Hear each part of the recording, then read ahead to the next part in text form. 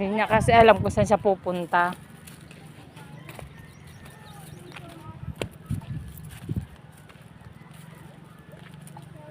Lumapit ng konti yung daan. Ay, hindi.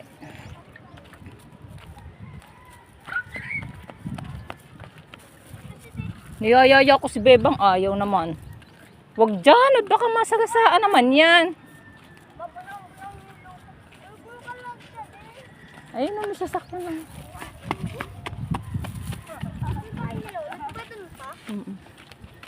Hello guys, welcome back to Pinas. Welcome back sa Bintang. Wow, wait lang!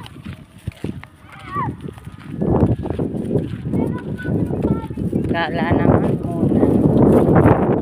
Ang daming mais, oh. Naiba na yung daan. Dati doon tayo dumadaan, oh, sa kabila doon. Doon. Ngayon dito na.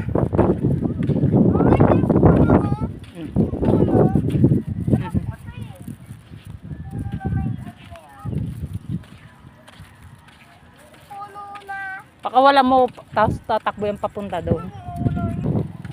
Hala, hindi siya pumunta lang siya doon. Mama, di ba may Ayan guys, yan nung binaha. At iba na kami ng daan. Ayan.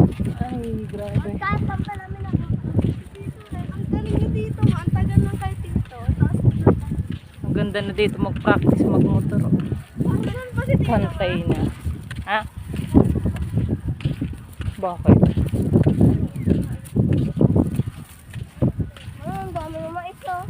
Ang ganda na pala mag-practice dito. Oh. Ay, ang ganda rin yung tumakbo-takbo. Ibang-iba Diba, na. pwede man. Ang binaha eh. Huh? Mama. Wala na yung maayos sa dinadaanan. Ano na kaya? Alam mo, hindi ka namin dito. Alam mo kung bakit. Aalis ka tayo sa bahay. Dito maganda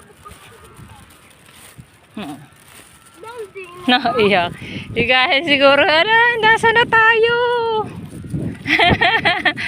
Diba tayo ka, Flappy? Flappy! Ay! Ay, kawawa naman yan.